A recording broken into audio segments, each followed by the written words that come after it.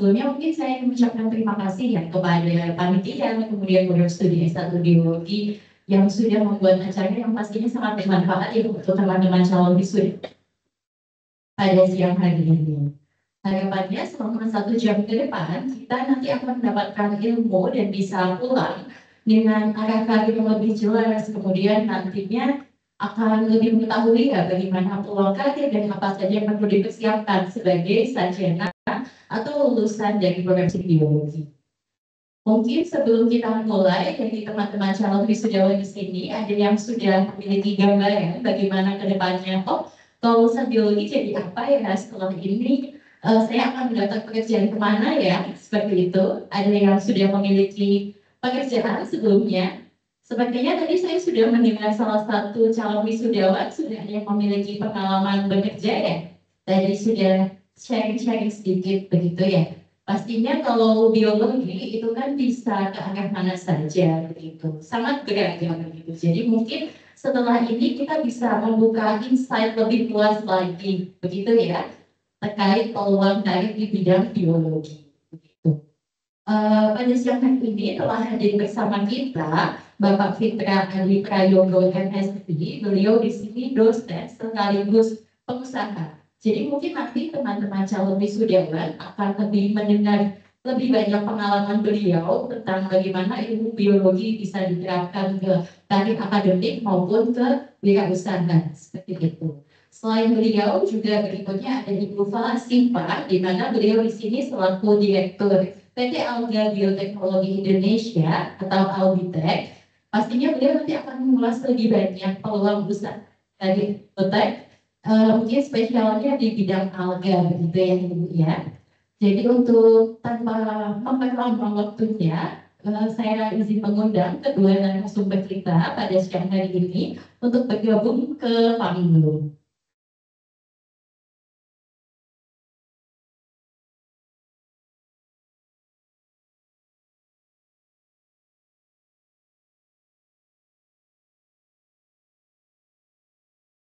Baik, mungkin ini mungkin pengalaman dari teman-teman di sini sudah ada yang pernah bertemu Bapak Fitra dan Ibu Fala Dupa sebelumnya?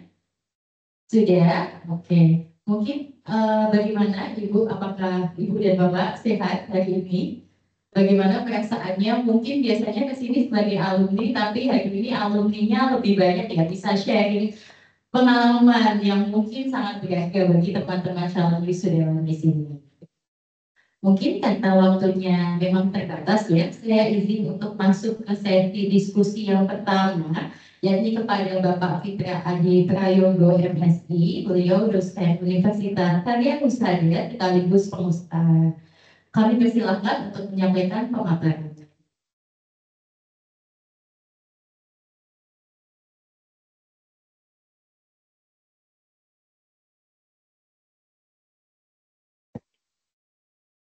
Assalamualaikum warahmatullahi wabarakatuh.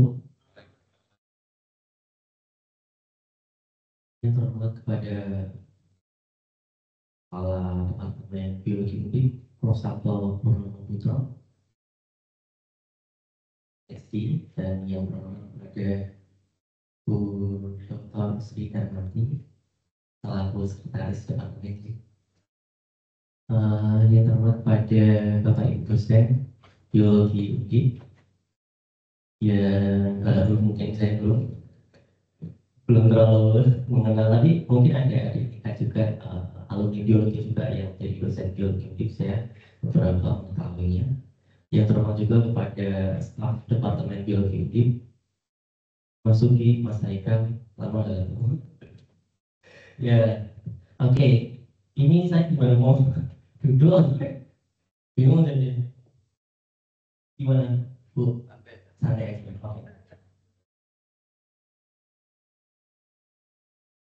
Oke. Ya, perkenalkan ya, nama saya Fitra Adi Prayogo. Saya itu alumni biologi UGI tahun 2012. Jadi masih baru ya, gak jauh beda sama teman-teman di sini ya. Tadi di sini saya aja ya, saya gak apa ya, bukan tipikal apa ilmu atau apa sih ya. Ya saya sama-sama masih junior ya. Kalau ngomongin masa karir saya juga masih junior ya. Bedanya adalah kita itu di generasi yang sama. Saya mungkin 3 tahun, 2 tahun kemarin sedang mendalami karir saya, mencari karir saya di mana. Nah, kalian akan mencari karir kalian itu di mana.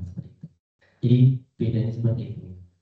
Tapi mungkin kalau ngomongin soal karir ya, saya juga masih junior ya. Jadi mohon maaf kalau misalkan ada salah.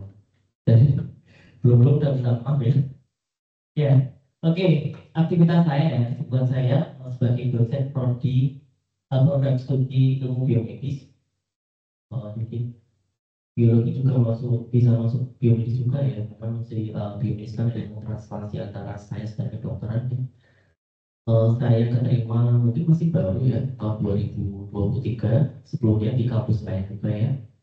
Selain itu saya di ya, punya usaha ya, dengan Badan Hukum CV Prayogo Kita Group, yang membawahi usaha travel ya, karental Mobilo yang saya bangun dari saya ketika masih kuliah semester 5 ya, di sekitar umur 20 ya, kurang lebih.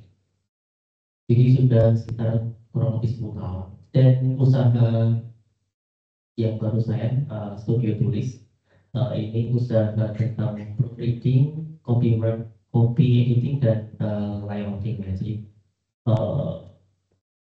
jasa untuk mengedit jurnal bagi mungkin bapak ibu dosen atau mahasiswa magister ya. Kalau kami sanggup ya kita bisa. Jadi saya punya tim ya. Jadi timnya itu juga dosen juga ya, beberapa dosen yang saling membantu, karena uh, reading atau copy editing ini ternyata sangat banyak peminatnya ya. Meskipun di era AI yang sangat serba mudah, anehnya itu ya. Ya, sekali lagi saya nanti kita cari aja ya. Saya nggak apa yang ngomongin ilmu atau apa ya, kita cari. Ya, sedikit cerita dulu saya ketika masih mahasiswa ya, mungkin sedikit cerita ya. Jadi usaha saya mau belok rental atau rental ini saya tahu ketika saya masih mahasiswa sekitar umur 20 tahun ya. Eh, ini karena saya dulu memang sebenarnya kalau pengen masuk biologi juga enggak juga gitu. Pasti banyak ya biasanya ya.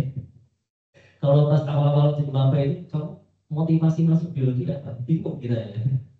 Pasti kalian juga gitu awalnya. Cuma lama-lama perlahan-lahan kita semakin memahami biologi, semakin biologi ini asik. Biologi itu tidak cuma tentang organ yang ketika SMA dan materi yang tentang apa jantung dan sebagainya dan kita biologi itu sangat luas sekali ya. Itu balik lagi ya, jadi sebenarnya saya dari dulu emang pengen usaha ya. Saya bingung dulu awal usaha masuk kuliah terus saya buka laundry saya kecelakaan, akhirnya nggak ada yang ngurus, saya tutup laundry, kemudian saya buka toko pakaian di dekat rumah, nggak ada yang ngurus juga karena saya kerja praktek dan magang. Kemudian akhirnya saya tidak sengaja, saya itu dulu ketika kuliah sering diminta tolong untuk antar mahasiswa-mahasiswa. Nah dari sekolah saya pikir ya itu lumayan ya, kalau satu minggu sehari aja 150 ribu lumayan gitu, bisa kita dapat uangnya gitu. Nah kita saya melihat jadi banyak di sini tuh potensi pasarnya besar ya. Mahasiswa audit ada berapa sih? 80 ribuan ada, 80 ribu loh. Dan itu sangat besar dan tiap satu minggu tuh pasti hima dan kegiatan Bapak Ibu dosen juga ada kegiatan, entah itu penelitian, pengabdian dan sebagainya. Kita cuma melihat pasar dunia aja udah sangat besar. Dan itu dulu susah banget ya, zaman dulu ya. Kalau sekarang lebih mudah. Nah gitu. Dan kebetulan itu ya. Nah ini ada kunci yang membuat saya itu kenapa lama-lama tertarik dan ordernya semakin banyak. Kuncinya di foto ini. Nah, ini foto saya ketika masih mahasiswa ya. Kuncinya di sini. Jadi kuncinya apa? Bukan nyawanya banyak bukan dari, tapi kuncinya adalah memanfaatkan teman-teman yang memanfaatkan budget saya apa ya namanya kementerian jadi saya di bank kepala menteri atau apa saya kemudian ekonomi dan bisnis nanti coba memasukkan usaha itu di bank dan ternyata banyak banget sampai banknya itu uangnya satu miliar itu sampai 46 juta sisanya banyak sampai gitu keturunan bil berikutnya. Nah itu saya dari situ saya keluar dari bank. Nah, saya lanjutkan mandiri terus saya buat CV dari situ dari banyak-banyak kan nomor biasanya ke ini ke ormawa di berbagai prodi ya dan sosmed dulu ada namanya apa sih? Oh, ada aja. Ya itu terlalu tua. Oke, banyak deh kayaknya. Ah, Twitter ya sama yang hijau lain. Sekarang nggak tahu masih ada apa enggak. Masih ada ya.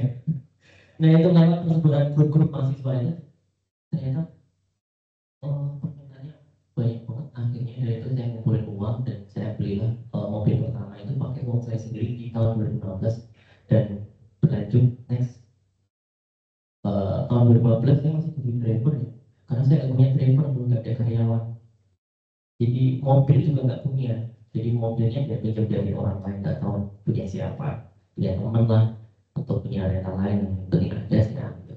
Kemudian kemarin terakhir unit total unit di CV kami itu ada 12 unit kemarin mobilnya tahun 2025 bulan April jadi oh dalam 10 tahun ya ya gitu kalau saya bingung juga ngomongin karir yang meningkatnya gitu loh ya ya oke next nah ini juga saya melihat ketika menjadi dosen pertama kali itu saya juga diminta itu jadi usahanya tuh berawal dari diminta tolong jadi ada teman saya dosen yang minta tolong mengerjakan penelitian nanti saya masuk publikasi kerja sama akhirnya saya ikut penelitian dan saya bagian yang mengerjakan skripnya manuskripnya. Nah dari situ saya pikirkan saya lihat ternyata ada jasa juga ya mengedit proofreading layouting membuat kan uji statistik dan sebagainya itu ada juga. Nah saya belajar di situ kebetulan kan tidak sekarang udah banyak banget ya ala software IT yang berbasis API dan atau mungkin berbasis web itu ya akhirnya saya belajar.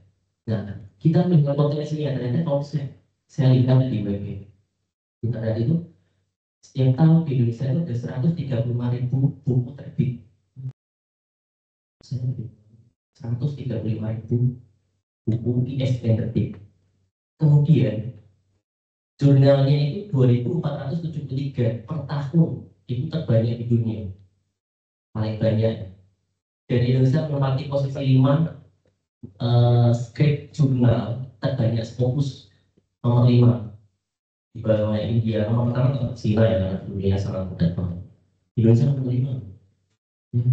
Dan itu yang publikasi Scopus itu teman-teman bisa lihat di webnya Scopus ya itu Indonesia rankingnya nomor 5 manuskrip yang paling banyak.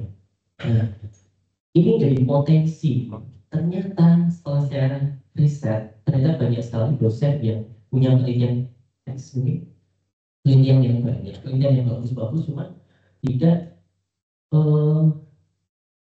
bingung mau publikasi Scopus seperti apa, karena publikasi Scopus tuh caranya lebih banyak dibandingkan publikasi ISSN atau SIMTA biasa indeksingnya.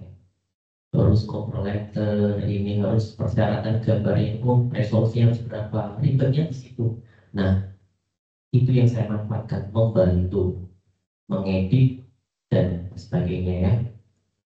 Nah, strateginya saya juga nggak mau kalah dengan Gen Z ya.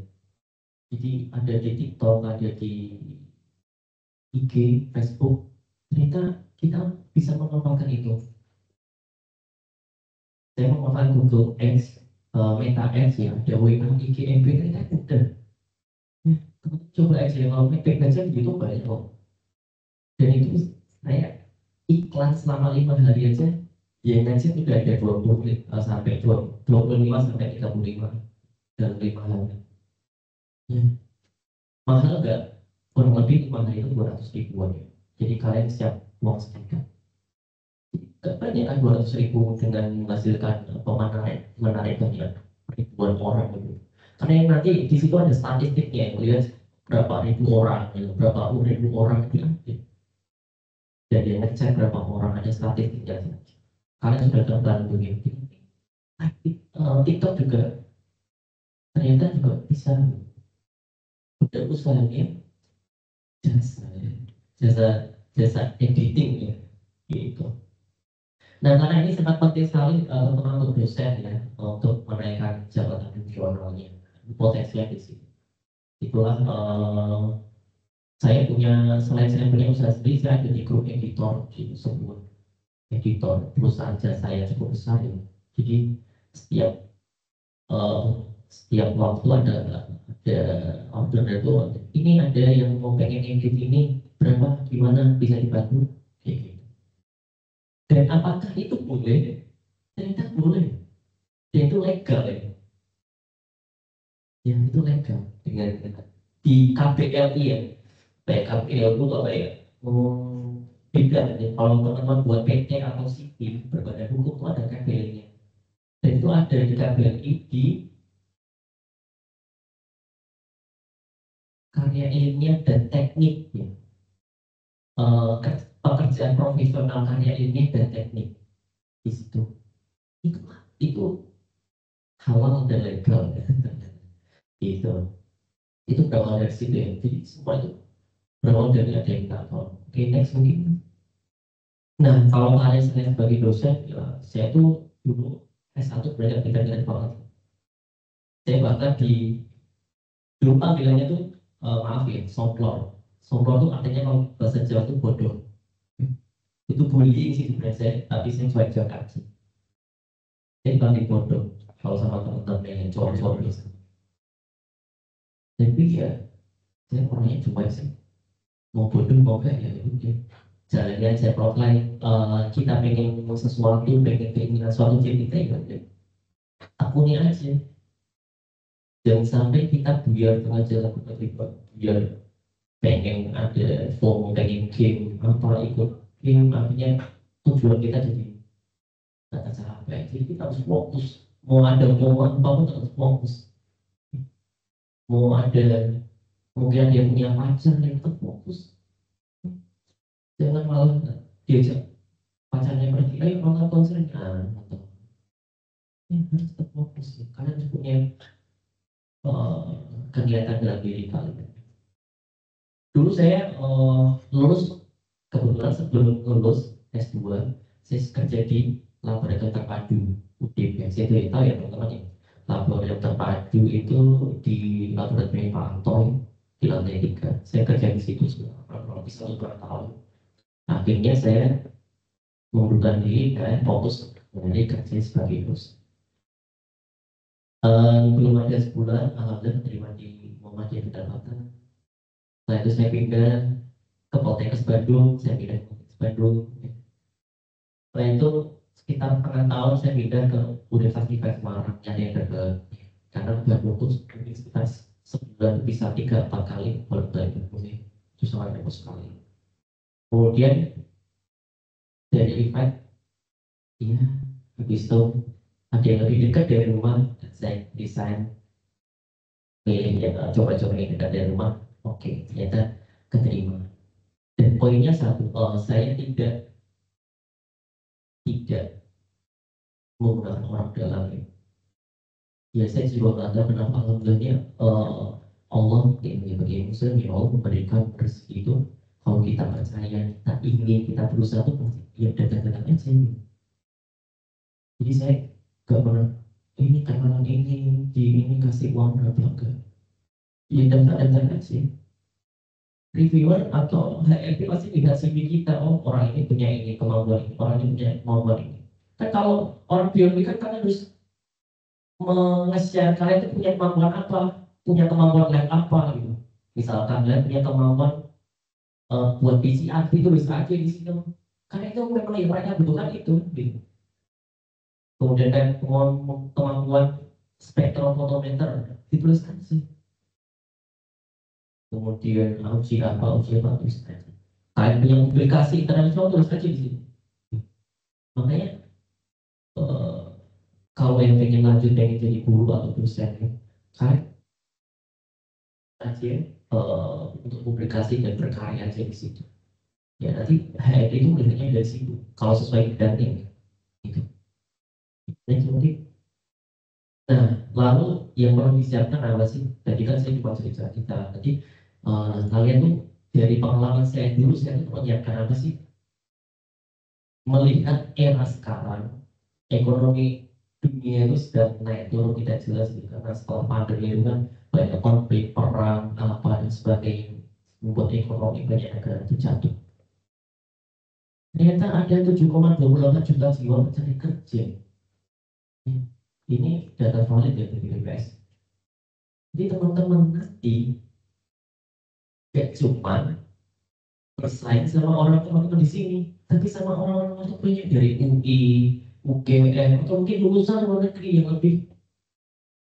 Ya, kalau orang itu otomatis soft skillnya dari bahasa Inggrisnya ya lebih. Ya mungkin bisa, ya bisa jadi lebih atau enggak. Dan cuma teman-teman di sini. Oke, next.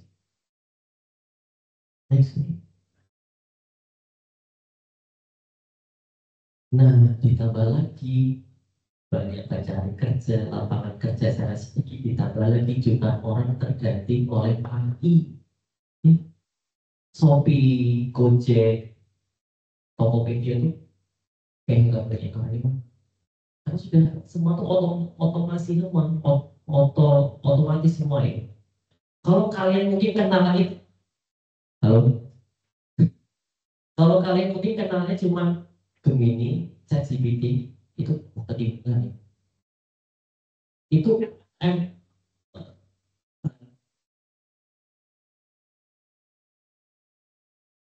oh, gini.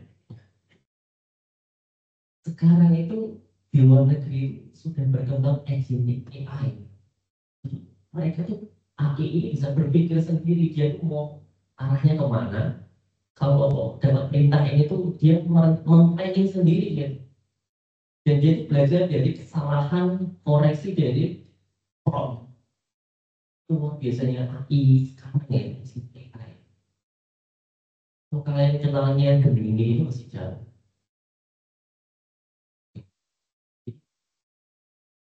Biasa sekali ya hidup di zaman sekarang yang mencari pekerjaan di zaman sekarang. Tapi jangan khawatir ya. Next.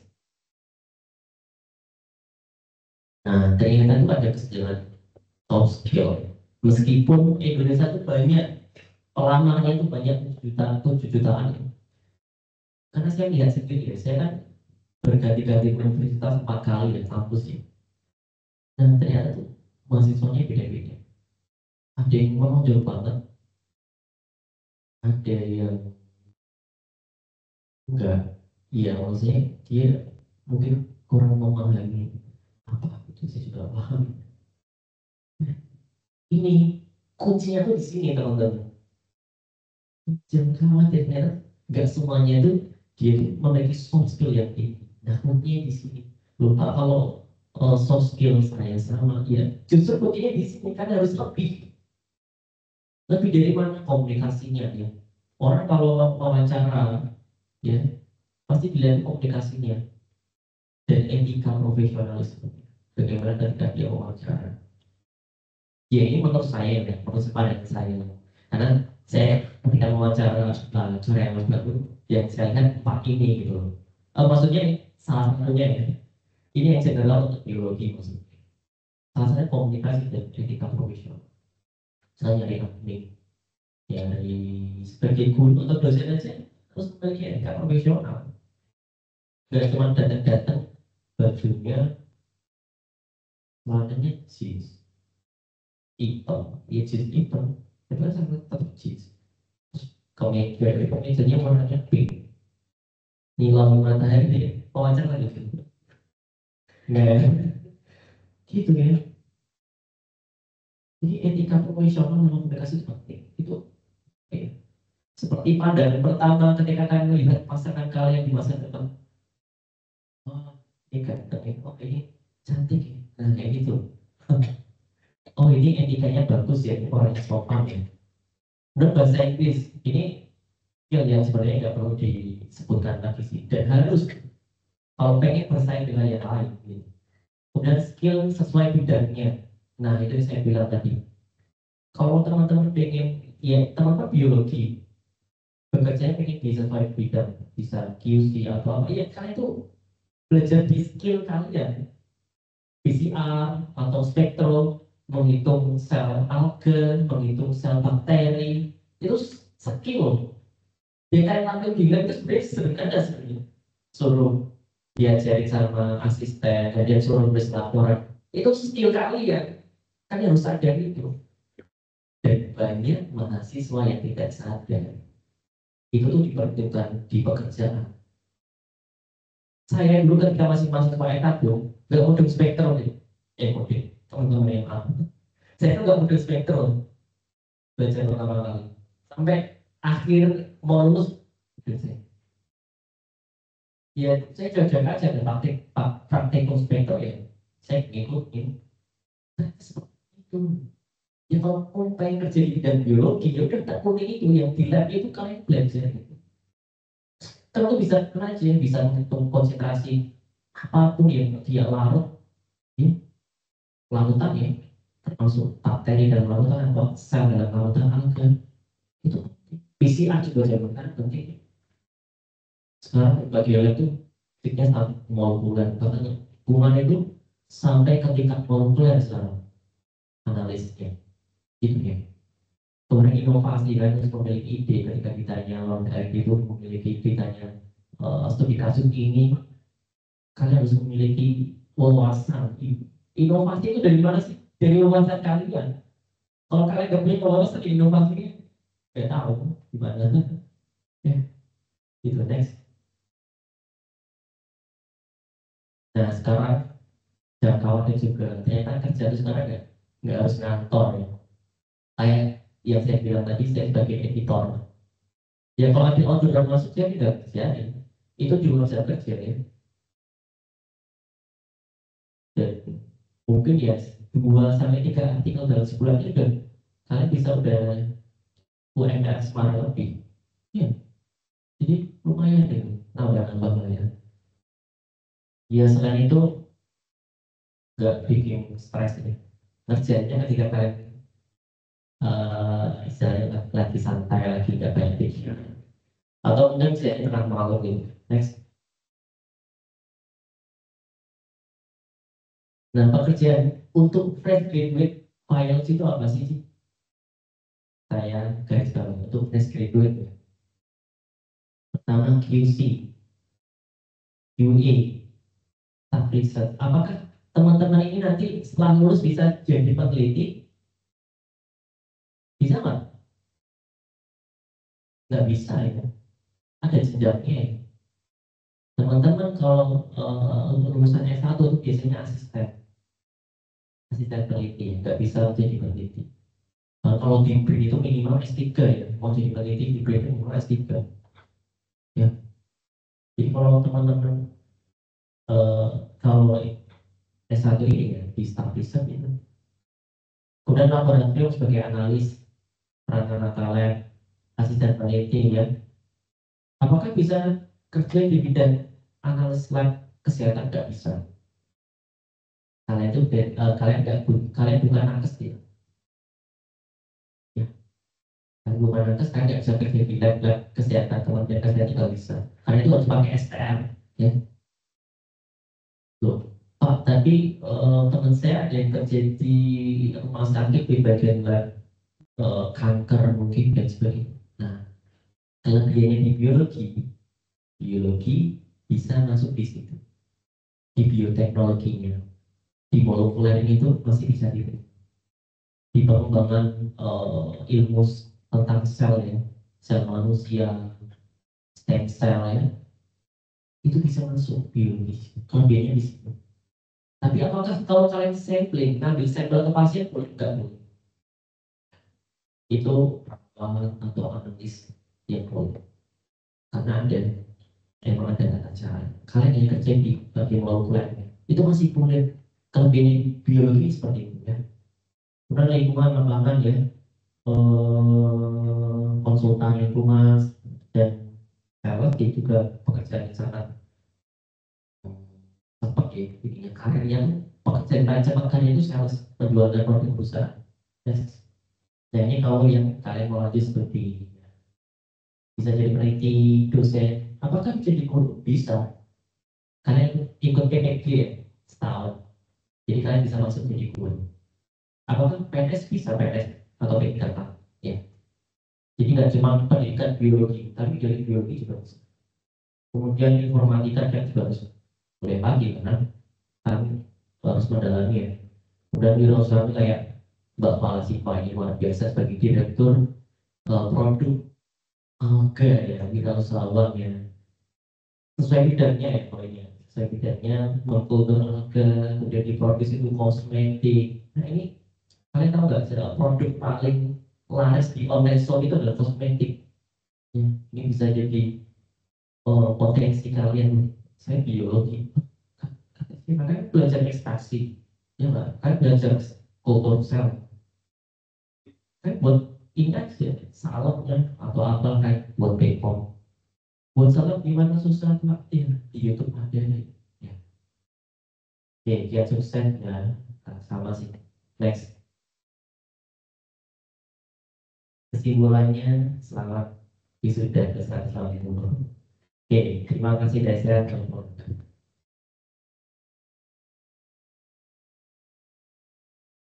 Baik, terima kasih atas mungkin insight baru ya buat teman-teman di sini. Masih semangat kan ya teman-teman ya? Masih dong, karena kita masih ada satu narasumber lagi yang gak kalah tegannya. Mas Fitra yang tadi sudah dijelaskan, tanpa memperpanjang waktu, saya persilahkan waktu dan tempat untuk Ibu Fatima untuk menyampaikan pemaparannya. Oke, terima kasih Ibu. Assalamualaikum warahmatullahi wabarakatuh.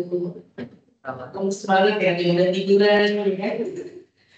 Salam sejahtera bagi kita semua, Om Swastiastu, Namo Buddhaya, salam kebajikan. Sebelumnya terima kasih banyak kepada BMI. Ini kali itu berapa ya saya sharing, cuman kali ini mungkin bedanya teman-teman ini udah di sharing, istilahnya udah kepilah gitu ya.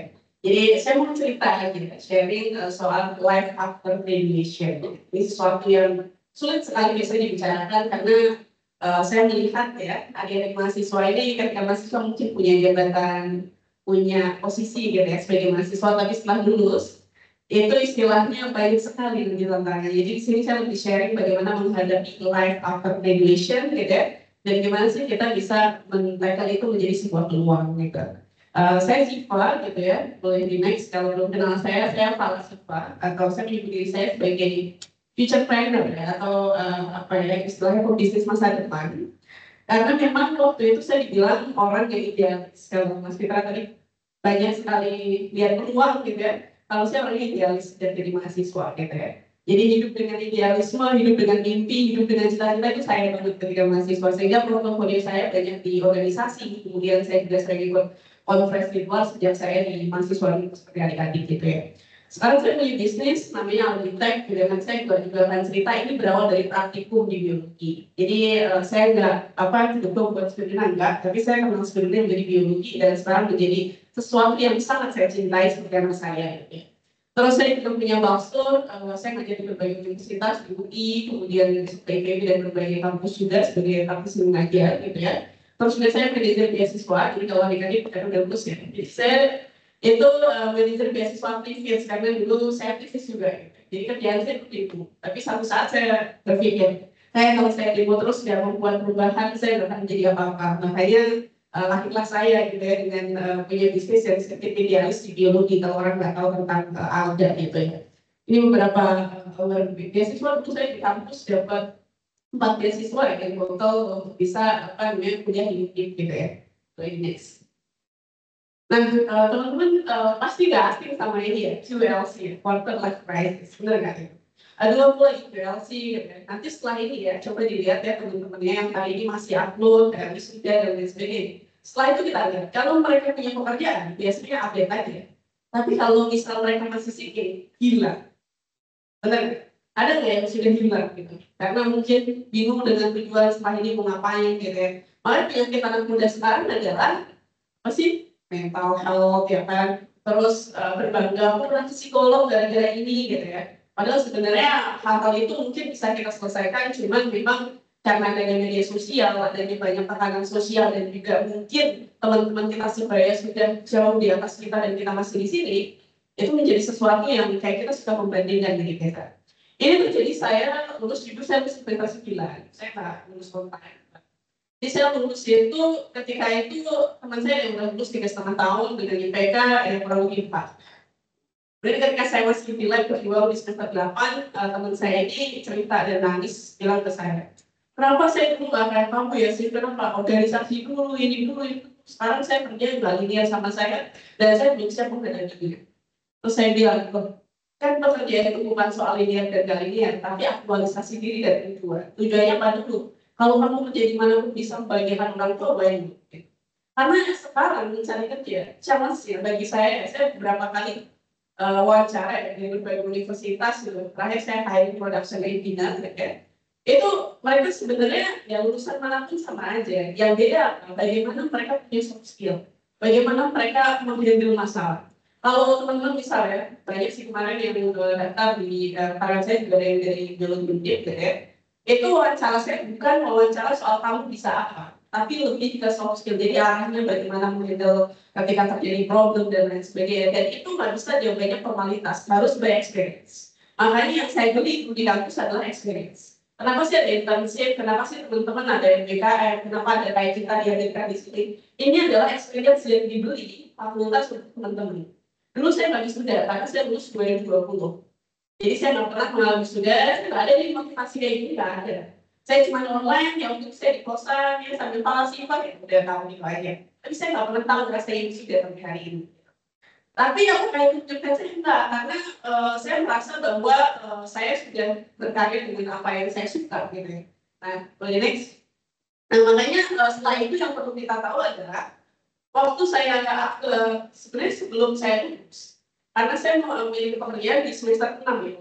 Jadi saya sudah bekerja sejak semester 6 dan bisa dibilang saya sudah berpenghasilan dengan banyaknya beasiswa dan duit yang saya dapatkan itu sejak semester 1. Artinya saya nggak perlu repot-repot, saya dapat beasiswa. Itu juga berdua. Gitu. Nah saya bertanya tentang satu hal. Jadi setelah ini pulang ya, kalau sudah di wisuda, kalau ditanya MI atau siapa teman-teman di sini, siapa? Apakah anaknya siapa? Misalnya menteri, nggak apa-apa terus saja saya menteri. Paling itu privilege ya. Gitu. Terus kemudian teman-teman misal, oh ya saya punya jaringan ke DPR, saya punya jaringan ke sini dan lain-lain. Tulis saja. Kira-kira yang mendeskripsikan. Tapi saya yakin nggak semua di ruangan ini bisa mendeskripsikan siapa kalian. Benar ya? Secara gamblang benar-benar paling kalau di plus TV ya, fresh graduate biologi yang bisa ini benar. Ya itu biasa. Tapi coba definisikan kamu tuh mau dikenal sebagai siapa? Asal legacy. Misal saya seorang Palasipa itu mau dikenal sebagai siapa? Nama saya selalu bilang nama saya Palasipa ini bukan karena hanya Palasipa, tapi ada filosofinya. Makanya nama saya Palasipa itu artinya falsafah. Jadi filosofi hidup. Makanya dalam melakukan apapun saya tuh harus punya filsafat yang dalam untuk bisa mendalami bidang itu. Gitu. Nah, dulu ketika semester 1 saya ketemu, kebetulan saya memang sering ikut ya kelas-kelas seperti ini ya, cuman saya banyaknya di eksternal dan organisasi. Saya ketemu di 3 ya, jadi bukan hanya soal passion aja, kita passion di sini. Tapi kalau pada yang sorry kita nggak bisa hidup ya. Karena setelah lulus kalian butuh duit ya, harus kalian pahami ya. Saya bukan mengajarin kalian untuk jadi materialistis, tapi kita memang harus materialistis karena kita butuh duit apa dari Indonesia. Jadi saya tanya waktu itu di semester 1 ya, apa yang saya ceritain? Saya bilang, saya cerita lingkungan karena sejak semester 4 saya di komunitas namanya Sidol Semarang.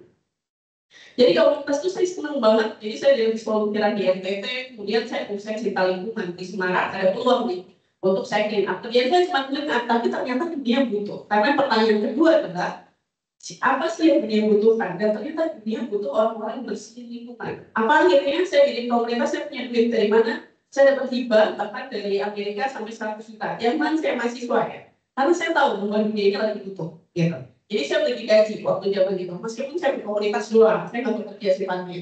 Kemudian apa yang bisa saya bayar lagi? Kalau teman-teman saya ingat tahun 2015 sampai 2017 ya. Saya jualan gorengan nih, saya jualan gorengan dan udah besar, tuntutan. Lama-lama saya berpikir, wah Tuhan juga ya, saya orang Gunung Pati. Kalau teman-teman tahu Gunung Pati itu ujungnya Semarang. Beli mendoan zaman dulu masih 500, di sini jadi 2.000 ya. Saya pikir kan duit ini saya 1.500 tuh duit.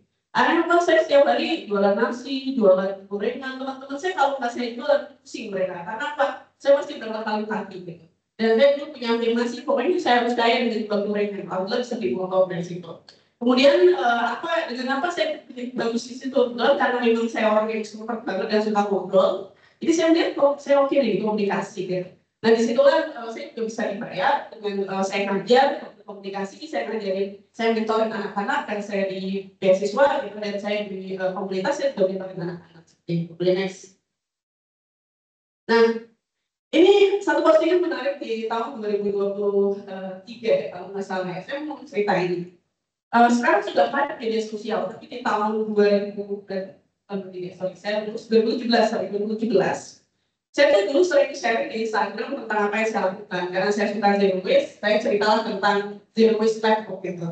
Cerita aja di Instagram.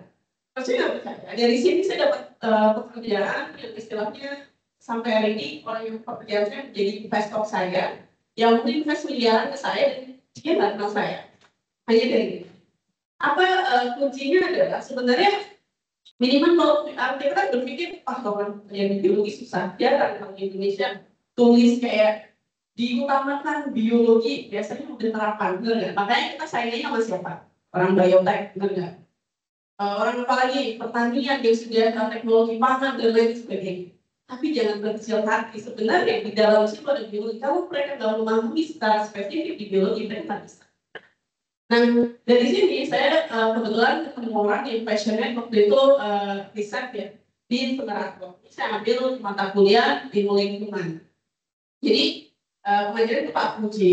Kerjaan saya cuma mendebat Pak Puji kalau di kelas. Karena saya dulu tipikal yang kayak, saya lihat di lapangan dan saya diskusi di nasional kalau sampah ini ternyata ada insenerator. Ya, inseneratornya ada dioksin. Waktu itu ada teman lagi presentasi tentang bahaya sampah plastik dan lain sebagainya. Saya kira ya ini dari sini diapain gitu. Nah ternyata dari situ saya dapat pekerjaan pertama saya adalah mengusir insenerator maksimal tadi. Nah karena saya punya jaringan, saya sering lomba saya ke Swiss, saya ke Paris dan teman-teman yang dengan teman-teman dari jurusan lain. Dari situ saya bilang ya udah lakukan, saya kerja di proyek ini, itu proyek utama saya. Dan gaji saya waktu itu sudah lebih dari UMR. Saya masih kuliah, saya masih ikut lomba, saya masih volunteeran, saya masih berkomunitas, saya dapat beasiswa, dan saya masih dapat ya gitu. Kenapa? Karena orang kelas saya. Jadi kuncinya itu bukan seberapa pintar kalian, tapi seberapa kalian bisa dipercaya.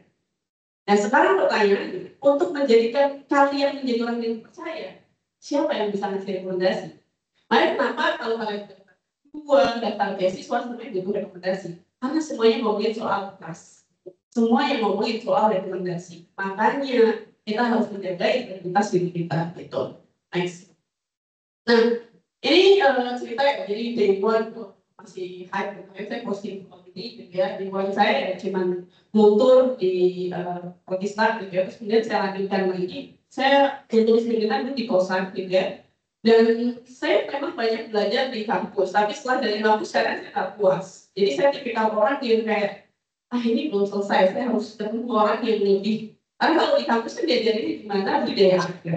Sedangkan kalau di lapangan, saya harus ngurusin budidaya alga yang bagus itu di mana? Di plastik kah, di reaktor kah, di apa kah, di apa kah? Saya mau teknik lebih dalam lagi. Jadi mau nggak mau saya harus belajar lebih dalam ke sana. Saya belajar kesiapan akuarium di tempat. Karena dia tahu benar gimana cara bikin alga, air asinnya butuh segini, nanti bikin akuarium sendiri yang spesifik, butuh cahayanya berapa, dia tahu. Tapi ternyata bapaknya ini S1 S2 unsur di biologi, dia buka akuarium. Dan kita diskusi di sana. Jadi ngomongin soal belajar itu bukan soal di kampus, tapi seberapa kita mau. Pertanyaannya, setelah kalian lulus, kalian mau belajar, atau kalian cuma, ya udah saya udah dapat SSI gitu. Dengan bangga dan mengatakan, oke saya bisa semuanya. Tapi ketika wawancara teknik spesifik, nah, itulah pentingnya experience untuk kita cari sendiri dan juga apalagi untuk teman yang punya privilege. Saya termasuk yang nggak punya privilege teman. Orang merasa saya punya privilege yang tinggi. Nah, saya sejak kecil lihat di piatu, saya nggak punya orang tua, hidup saya dititip-titipin, saya di pondok pesantren di mana dan makanya saya jualan. Saya dulu di sini dia mau mencari motor, saya jalan kaki dari asrama di Banjarsari sampai apa cita-cita saya sederhana, saya nggak mau lagi jalan gitu loh. Malah hidup saya dengan mimpi, gitu ya. Karena hidup saya dengan mimpi, kalau saya bangun saya mikir harus saya mau ngapain, saya udah mampu udah miskin. Nah makanya kenapa di awal saya bilang tanya dulu, who you are, gitu, siapa kalian. Gitu. Tapi saya merasa sekarang privilege saya apa? Kalau saya nggak mengalami kehidupan itu, saya nggak akan menjadi siapa yang sekarang. Kenapa? Mungkin ya saya dengan menjadi anak orang kaya ya kan, dan disediain karir ya kan, enak-enak aja. Hidup saya baik-baik aja. Tapi karena kehidupan saya penuh dengan banyak perjuangan, akhirnya ya saya sekarang harus tahu. Kemudian jadi kalau di sini, kemudian saya bangun ini 2019, modal uang COVID. Ini saya balik lagi ke Gunung Pati, jadi ternyata investor saya punya lahan di Gunung Pati, tapi buka lahan sekitar hektarnya di sana, gitu ya. Terus percaya nggak ya, saya bangun pabrik ini dengan idealis saya, karena saya nggak pernah bangun pabrik ya. Jadi sekalinya suruh bangun 4 hektar, kan bingung ya sebenarnya biologi, karena itu biasanya dananya teknik kimia, yang ngerjain bikin pabrik, bikin apa. Saya konsultasi sama adik tingkat saya, meskipun dia 2 tingkat lebih lebih bawah ya, tapi istilahnya saya banyak belajar. Saya belajar bikin pabrik seperti ini, bikin lisensi seperti ini. Jadi sometimes kemampuan kita untuk bisa berjejar itu tentukan masa depan kita. Gitu.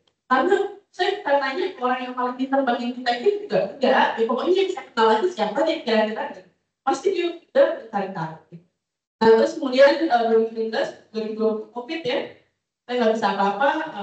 Itu masih hampir putus asa juga, praktek di vendor miliaran.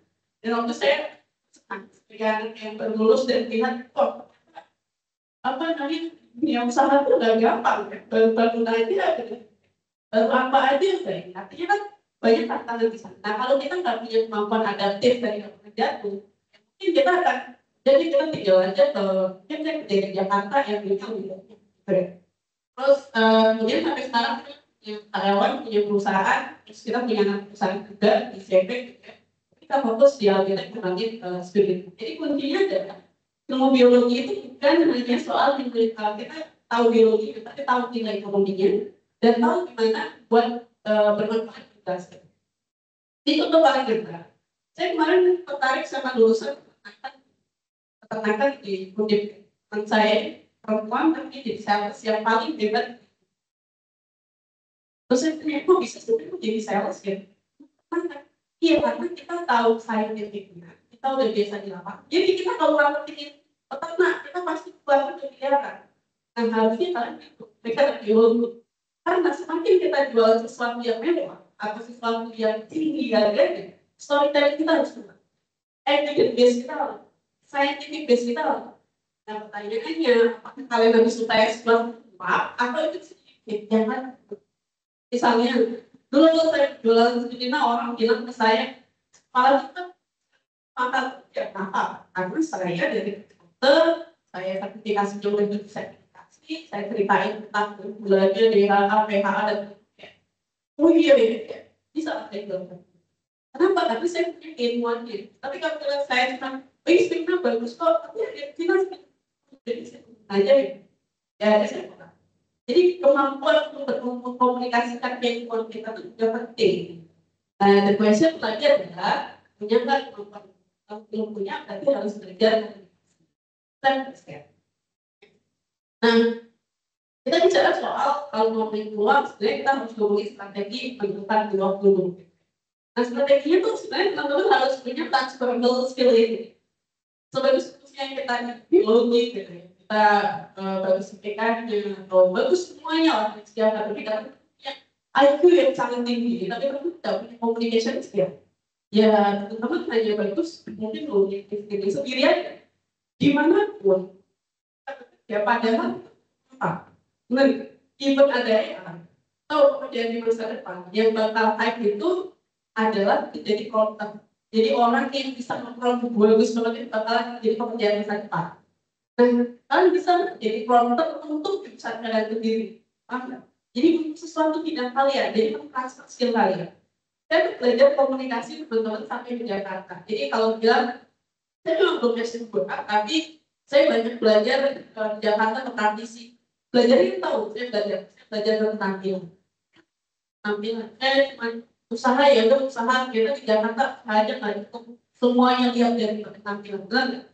Kedua, saya belajar cuma kasih kartu nama itu minor, tapi saya belajar maksudnya bukan juta saya boleh duit sampai yang langsung jadi belajar kalau jadi data yang sebagainya.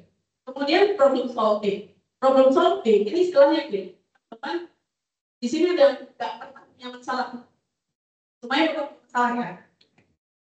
Semakin kalian punya banyak masalah, maka kemampuan problem solving harus semakin tinggi. Kayak kalau kita sering dibanting, maka kita disebut tahan banting kalau kita bisa menghadapi itu. Tapi kalau kalian nggak pernah dibanting, kita bakalan bisa tahan banting di mana bakalan dicoba kan? Nah itu contohnya. Jadi kemampuan itu bukan hal. Kemudian teamwork dan collaboration. Apa yang saya lakukan hari ini itu cuma mulai sebagai pebisnis, jujur yang saya tidak banyak fungsi. Jadi kalau misalnya spesifik dengan saya, yang tahu tuh aktor. Saya tuh hanya tahu kok mereka pemain produksi bagus, jualan produksi bagus. Kemudian saya apa? Kemudian saya strategi. Dulu saya diajari dulu, sebenarnya diajari strategi praktikum gimana caranya, teman yang susah, mulai praktikum kalau jadi misal apa asisten dan itu sudah diajari, gitu ya. Time management teman-teman biasanya SKS kan cepat ya pokoknya bisa gabung semalam, jadi dia kan itu cuman kalau kalian nggak bisa melakukan itu jangan coba. Dulu saya punya teman biologi sih kalau belajar tesnya seminggu ya karena memang saya perlu tenang gitu. Tapi teman saya ada seminggu tahun depan kan sudah bisa. Jadi udah tahu pengen dia memang IQ-nya lebih tinggi. Jadi semakin kalian tahu kalian mau ngapain, itu semakin akan lebih bagus. Terus kemudian leadership, kalau leadership organisasi lah ya. Kalau mungkin teman-teman sekarang udah lulus, kalau organisasi apa lagi? Ya udah coba proyek-proyek yang kira-kira bisa menguji kalian leadership. Critical thinking, saya pikir anak-anak sekarang lebih kritis, tapi pertanyaannya kalian berani nggak untuk thinking gitu dan terjadi topik gitu. Banyak. Nah, yang ini paling penting juga tahun personal branding. Sekarang coba cek punya HP semua ya. Ya, dibuka HP-nya, boleh dibuka ya. Dibuka, coba di Google nama kalian sendiri.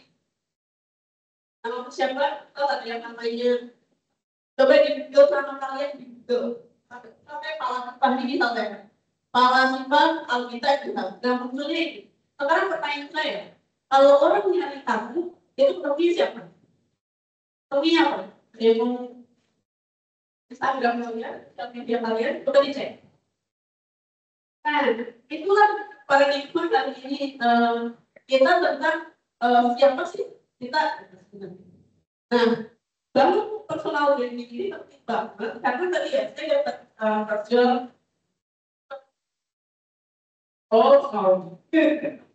saya pikir hujannya lebat, jadi saya mencoba untuk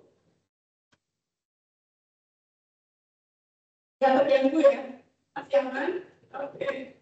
Kemudian di searching, ada yang kalian merasa hebat sekali setelah searching di Google? Atau masih nggak ada yang kalian ikut? Ada yang nggak ada di Google? Ada nggak? Aku namanya terlalu general. Ada. Coba sekarang search nama saya, cuman Falasifah aja, jangan lupa. Coba search Falasifah aja. Yang muncul apa? Pasti bukan saya. Beneran? Pasti bukan saya. Yang muncul apa? Buku judulnya Al-Falasifah. Sekarang ketik Falasifah, karena nama saya memang terlalu umum. Jadi sekarang punya satu entitas. Falasifah Al-Witek. Gitu. Cek, yang muncul apa? Banyak yang muncul? Nah, itu contoh personal branding. Tujuan kalian ketika kita semuanya, kalau kita salah nyari pekerjaan, saya sebagai interviewer, pasti saya akan nyari, anak ini tuh siapa? Sosial medianya saya cari. Mutualnya siapa? Ininya siapa? Kalau dia rekomendasi, kalau dia arsitek, saya telepon. Kenapa? Karena tadi kita mencari pekerjaan itu kayak kita istilahnya kita ini ya, kita kayak beli kucing dalam karung, nggak ngerti CV-nya bagus banget, tapi kerja nggak bisa, misalnya. Nah, coba direfleksikan nanti pulang dari sini ya. Kira-kira ke depan aku sekarang kok masih belum ada ya PHP, gimana caranya ada?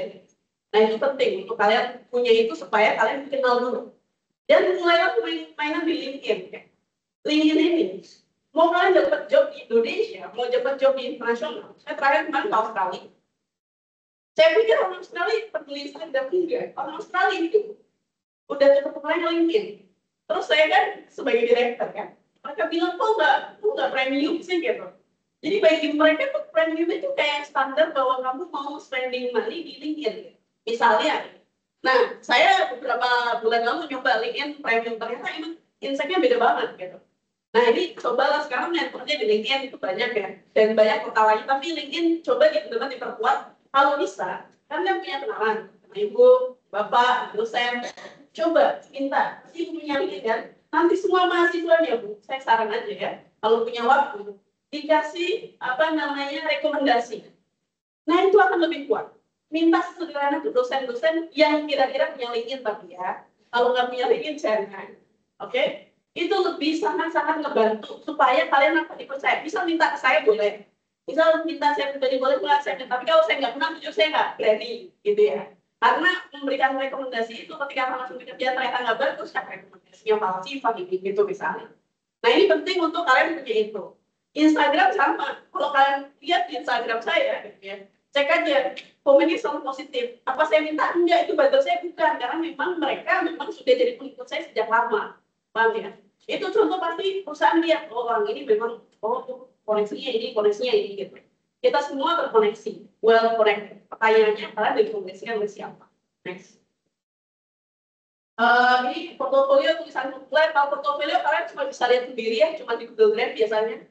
Kalau bisa portofolio zaman sekarang dipamerkan. Kenapa? Karena kita belum menjadi siapa-siapa. Kecuali saya sudah menjadi yang punya Jarum. Saya nggak perlu portofolio, juga orang udah tahu saya anaknya Jarum. Bener. Tapi kalau kita belum jadi siapa-siapa, maka pamerkan portofolio kalian.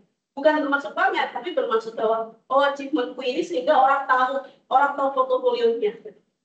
Misalnya kenapa saya selalu cerita, saya di Alga, saya cerita tentang lingkungan. Orang kalau yang lingkungan, ya saya. Gitu misalnya. Jadi, nah, ini growth mindset ya. Gimana?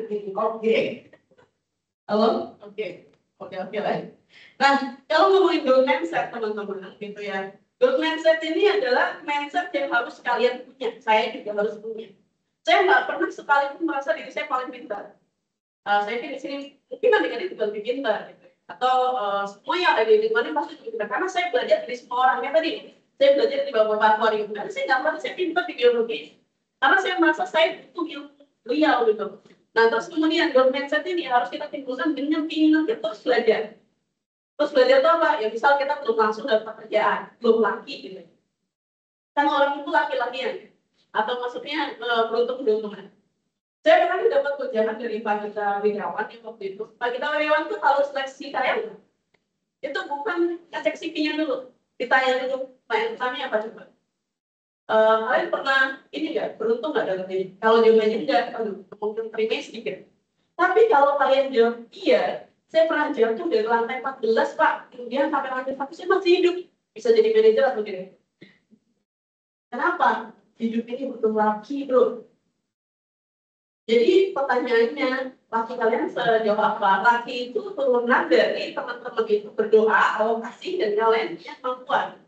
Kalau kalian cuma dikasih habis itu nggak punya kemampuan, speknya nggak masuk, nggak bisa. Jadi itu hal. Nah, saya termasuk orang yang laki. Makanya dalam doa saya, kalau saya berdoa, saya selalu bilang, saya minta jadi orang beruntung. Jangan saya minta jadi orang pintar. Nggak pernah. Setiap pagi kalau di Alkitab kita selalu berdoa jadi orang beruntung sama tipnya banyak.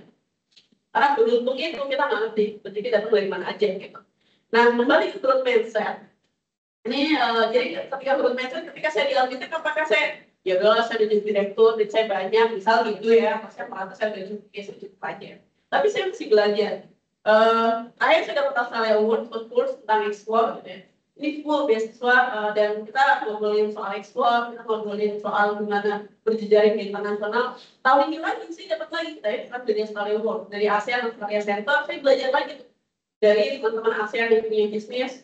Dan menariknya, waktu saya ketemu ASEAN ini yang terakhir saya ke Generation X, itu mayoritas orang biologi. Mereka itu, wah, jadi mungkin bedanya. Misalnya dari Australia, ya, Einstein, dia menang Harvard Awards itu adalah penghargaan prestisius tentang sustainability, gitu ya. Dia tuh bikin baterai, yang baterai itu dari limbah, dan itu orang biologi. Ada lagi dia dari Melbourne Uni, ya, tapi dia orang Singapura. Dia dari biologi lagi bikin apa? Plastik antibakteri kan. Patennya udah banyak internasional untuk menang Harvard Award. Dia orang biologi, maksudnya kayak terus ada lagi yang bikin kain dari waste itu juga orang biologi. Nah, itu pertanyaan, kita bisa nggak sih membuat kayak gitu? Kalian kan ada mata kuliah wirausaha banyak sekali, tapi bisa nggak sih sampai teman-teman jualan di internasional? Oh, bisa. Nah, terus dari situ saya melihat kuncinya dari growth mindset adalah bangun jaringan lintas. Saya ngomong lintas generasi ya. Jadi jangan temenan cuma sama sebelah kalian aja. Mana lah, sama dosen, dia sekali nongkrong. Jangan dulu, jangan dulu ya. Gak apa-apa. Tapi bukan nepotisme ya. Sama Mas Fitra gitu ya. Karena kali bisa dapet job, kalau bisa nyetir, saya dong gitu ya Mas ya. Itu kan bentuk kita sebenarnya harus berteman dengan lintas generasi dan juga lintas sektor. Lintas sektor itu di luar biologi. Misalnya teman-teman gimana, misal di apa ya, seni gitu ya. Ini nggak ada kaitannya sama biologi ya. Terakhir kemarin saya ketemu orang yang dia bisa bikin fiber dari apa namanya limbah nanas. Dan tahu ibunya ini cuma ibu-ibu rumah tangga. Dia berapa tahun lama risetnya 15 tahun. Tapi sekarang berhasil dibeli sama Taiwan, ibunya bingung bahasa Inggris nggak bisa ini. Gitu. Artinya apa? Itu dari ajal. Nah kalian punya nggak sifat kayak gitu? Jadi kita harus punya jaringan dan juga punya lintas generasi yang luas. Next. Itu terakhir. Nah, ini jadi intinya tadi ya kalau Mas Fitra bilang jangan takut lintas bidang, saya setuju banget. Karena kalau kita di sama bidang itu biasanya ya mungkin kalau teman-teman pengen cari itu betul-betul biologi banget. Tapi di era sekarang ya tergantung teman-teman mau apa, mereka tujuannya apa gitu ya. Kemudian ini misalnya saya kadang jadi ilmuwan, saya juga kadang saya ngurusin pertanian, misal kayak misalnya saya bisa panjangin kacang panjang sampai 1-2 meter. Saya sekarang punya ayam juga. Terus saya juga ngurusin kacang di Pertamina, ngurusin orang-orang Pertamina di BUMN corporate gitu ya, sebagai konsultan gitu ya. Jadi intinya jangan takut lintas bidang, tapi peluang itu ada di mana-mana. Karena semua bidang saya butuh biologi. Saya ke Pertamina, Mbak apa ya itu saya nggak ngerti, saya nggak biologi, coba dicekin gitu. Contoh kita. Tapi kan kita nggak tahu masalahnya kalau kita nggak kenal orang, benar kan? Nah itu pertanyaan, kalian tahu nggak di mana sisi opportunity-nya gitu. Terakhir mungkin, jadi intinya di next Pak. Nah ini terakhir. Jadi biologi itu sebenarnya ngajarin apa sih gitu ya? Kalau ngomongin biologi ngajarin kehidupan ya. Kita belajar semua yang dari asal usul kita, asal usul siapapun gitu ya. Tapi keberanian itu yang membuat kita bisa hidup. Jadi beranilah setelah ini melangkah apapun yang kalian lakukan gitu ya. Dan life after graduation itu nggak menyeramkan. selama kita tahu tujuan kita dan kita tahu bahwa setelah kita menjadi orang yang sesuai dengan apa yang kita harapkan. Jadi yang bakal semangat. Terima kasih. Assalamualaikum warahmatullahi wabarakatuh.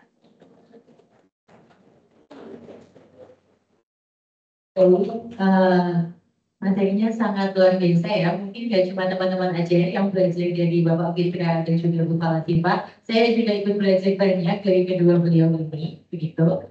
Mungkin teman-teman di sini ada yang mengajukan pertanyaan ya, karena tadi sudah dijelaskan banyak sekali oleh beliau-beliau. Mungkin kami menerima termin pertama untuk 3 pertanyaan terlebih dahulu. Bisa angkat tangan, menyebutkan nama, boleh. Mungkin bisa dibantu.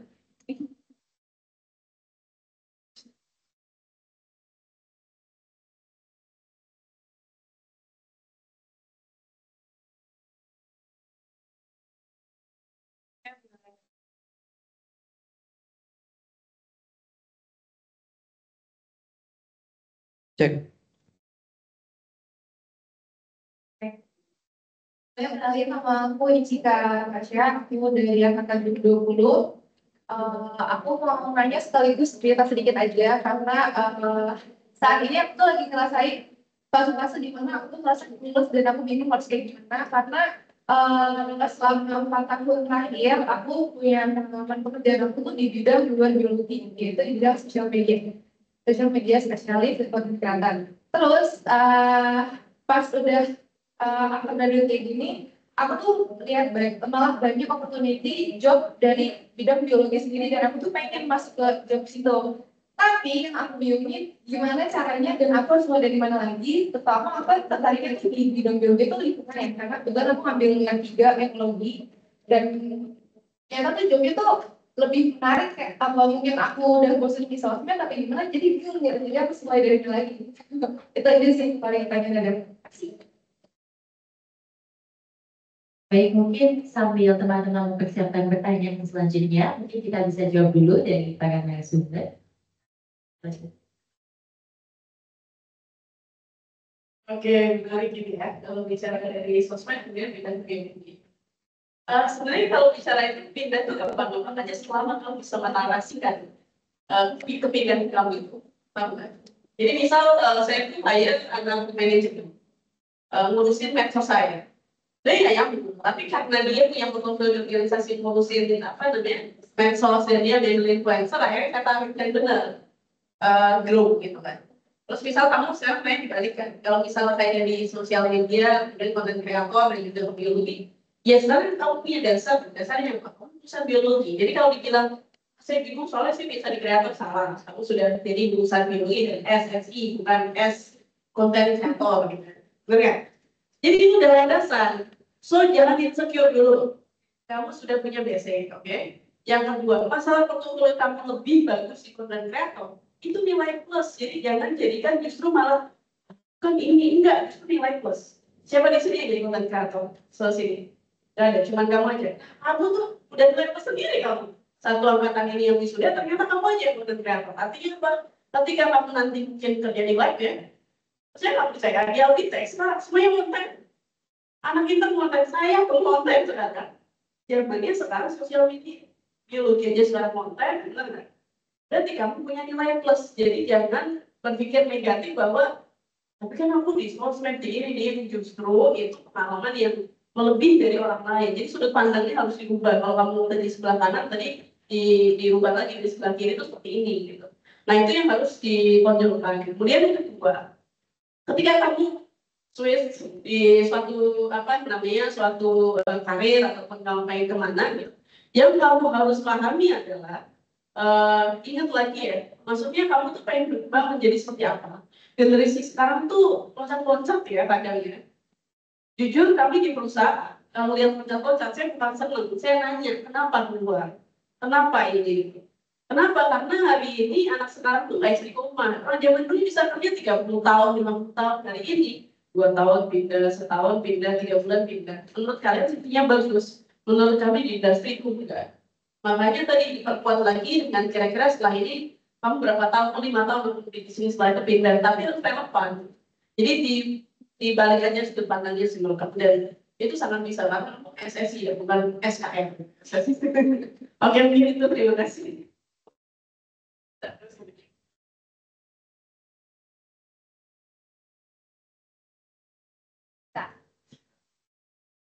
Emang kamu tuh portofolionya ke ini ya konten kreator ya. Sudah bekerja di ini atau individu kamu sebagai konten kreator? 3 tahun terakhir itu kerja di industri kreatif di media 4 tahun di media semua. Jadi, Kamu belajar dari sana dari mana? Belajar itu dari karena emang minatku dari awal masuk kuliah itu di situ, cuman karena nggak tahu maaf tapi agak salah jurusan, jadi ya udah ya makanya disambi itu dari pas semester 3 udah mulai. sebenarnya nggak masalah kalau saya di bidang itu kalau ya emang saya mikirnya gini, orang kalau habis lulus ya, yang biasanya belajar, yang biasanya ngerjain tugas, yang biasanya kemarin main skripsi, penelitian, tiba-tiba lulus, itu emang rasanya kayak kosong gitu. Bingung mau kemana nih, biasanya kan, iya lagi besok aku ngerjain strip materi, atau besok aku lihat di mikroskop, kayak gitu, jadi apply dengan baik, tapi kegiatan itu udah selalu, jadi emang biasanya ya maksudnya hampir semua orang kalau udah di tahap ini emang jadi bingung, makanya penting sekali yang pertama ya kamu harus sering melihat, mungkin melihat orang yang menurut kamu sebagai panduan kamu dalam berkarir, deketin dan lihat, misalkan kalau saya emang ya terakhir minatnya mungkin guru atau dosen, saya mungkin atau sebagai apa ya, sebagai panduan kamu untuk aku tuh harus ngapain pun sebenarnya. Karena ketika kamu melihat, misalkan kamu melihat orang yang seperti kamu pengen jadi ini, orangnya ini, kamu tuh tahu melihat gimana cara kerjanya orang itu, kita tahu gitu. Nah, yang kedua, konten kreator emang penting, dan apa sekarang penting ya, konten kreator di dalam berbagai bidang. Industri pasti kan jualan sekarang sosmed penting, butuh banget konten kreator. Konten kreator penting, walaupun sekarang udah ada AI ya, sekarang udah yang Gemini ada nomor 5.000-an yang bisa sebulan, yang kamu bisa buat video ini konten kreator dan sebagainya. Walaupun ada AI, tapi konten kreator ini penting karena kamu lebih memahami pasar itu seperti apa. Jadi emang bahkan dosen sekarang banyak banget ya. Karena saya apa ya, logaritmnya karena saya di IG sering ini tentang akademi dan dosen, mungkin itu tuh sering lihat di beranda tuh dosen lagi konten gitu. Mahasiswa dan sebagainya bisa digabung untuk biologi dengan konten kreatif. Kalau teman saya tuh ada juga dia tuh suka sama ini. Biasa. Di makro apa ya namanya, kalau mulai segala standar seperti ini, konten kan dia mau konten kamera itu gimana di YouTube itu jadi nilai plus.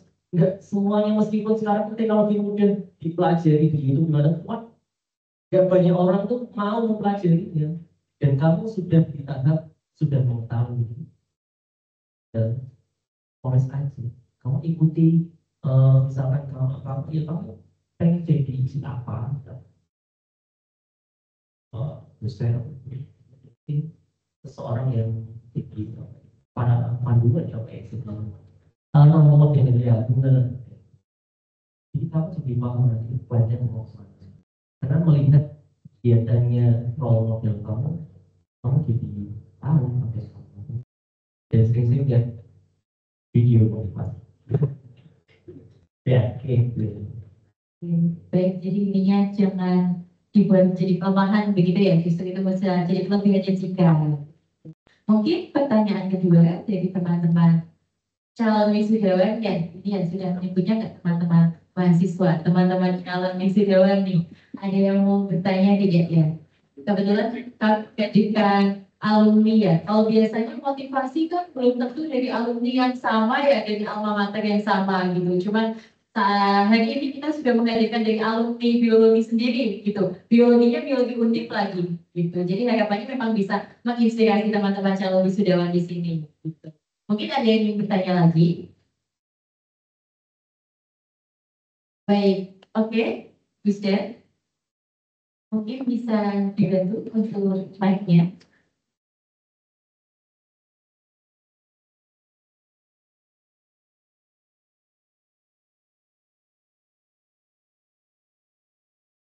Satu saya ingin masuk ke profil diri saya dulu. Sebenarnya saya di sini di jurusan biologi ini sudah minat dan bisa dibilang udah telanjur aja gitu. Karena saya serius di biologi ini baru di saat saya skripsian saja. Dan mana skripsian saya itu mengalami ke pangan. Nah, itu kalau menurut saya tertarik di pangan. Nah, saya ingin menanyakan di mana saya ini ada role model saya untuk bertanya kepada saya dari mana saya ingin tuh menanyakan pendapat Bapak dan Ibu. Menurut Bapak dan Ibu cocoknya baiknya siapa untuk bertanya kepada saya di mana saya itu ada 3 plan untuk depannya di mana mengikuti orang tua di bidang industrial, di mana orang tua menyarankan saya untuk lanjut S2 di industrial, saya teknik mesin, elektro, atau teknik industri seperti itu. Nah, tapi saya juga ada ketertarikan untuk jadi wira swasta, di mana wira swasta itu di bidang peternakan. Nah, setelah itu ada juga plan ketiganya yaitu saya tertarik menjadi polisi forensik.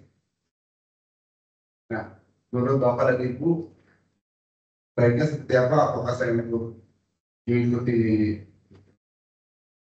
apa ya? Baiknya seperti apa kayak mendingan saya mencari sertifikat untuk pengalaman kerja atau saya melanjut pendidikan S2 seperti itu.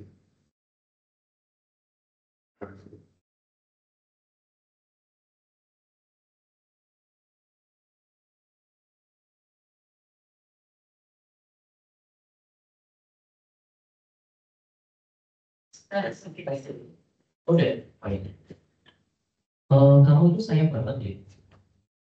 Jadi dulu daftar biologi itu karena ditelepon sama guru les saya. Ini udah hari terakhir, kenapa kamu udah daftar? Gitu. Saya bingung apa ya Bu? Saya dulu les gigi, oh ya tahu ya. Sekarang masih ada. Masih. Saya dulu di SL les gigi, kenapa kamu udah daftar? Saya juga bingung kayaknya.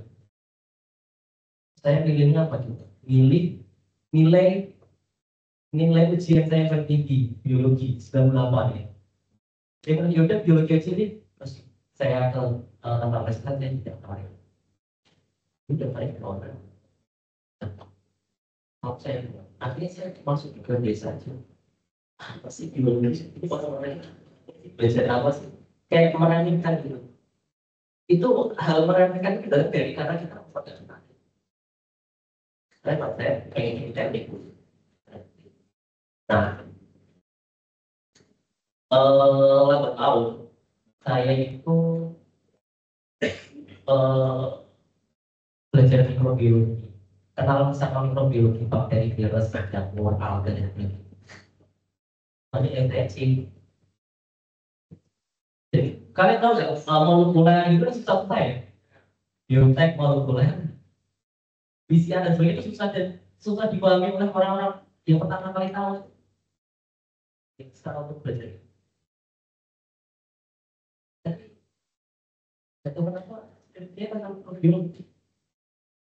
Tentang mikrobiologi sel, bakteri yang bisa menambang energi listrik dan itu biasanya bukan buatan eksperimen. Tesis saya itu malah tesis saya tentang kloning, tentang molekuler. Yang saya nilainya C. Saya itu kayak melakukan sesuatu yang nggak suka tuh malah buat saya jadi tantangan. Saya nggak suka ketika menarik jadi tantangan. Saya kok bisa lihat di sini di mikrobiologi. Jadi misalnya ini kayak apa? Mikrobiologi molekuler sama apa ya? Itu C semua, saya penasaran.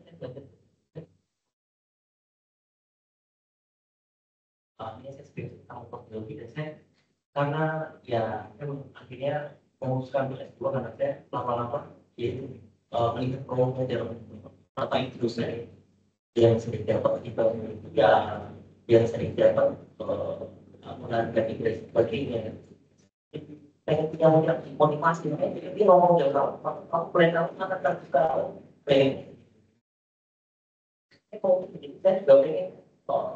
Saya langsung ketika jadi dapat ini yang berbeda, saya langsung ikut dari itu. Tahu saya pun sekitar 1 atau 2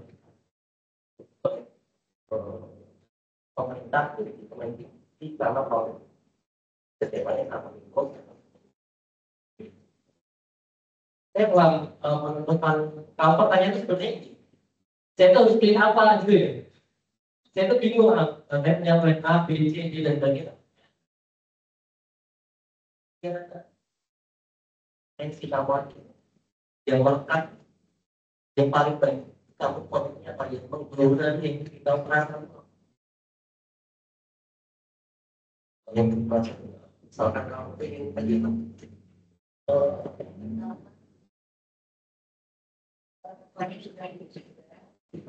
yang penting sebenarnya apa ya? Semuanya itu udah mulai berbeda. Kalau kamu tidak suka ya dipaksa suka ya bisa. Kalau kamu pengen cara ngeduknya bagaimana ya, kamu paling bisa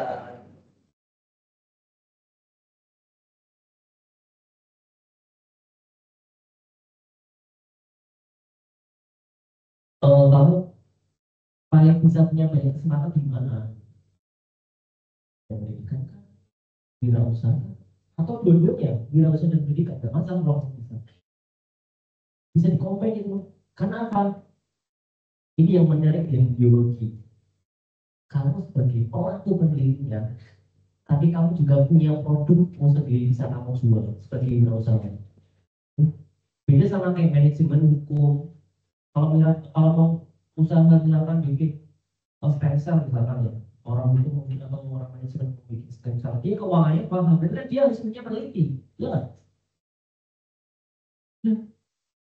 Tapi ini orang biologi dan kalau pengen berikan wirausaha, kalau pengen jalan istilahnya tadi, kamu harus mengusahakan. Lebihnya itu, orang biologi. Kamu sebagai pelaku penelitinya, kamu yang meneliti, kamu ide dari kamu yang meneliti, tapi kamu juga sebagai wirausahawan.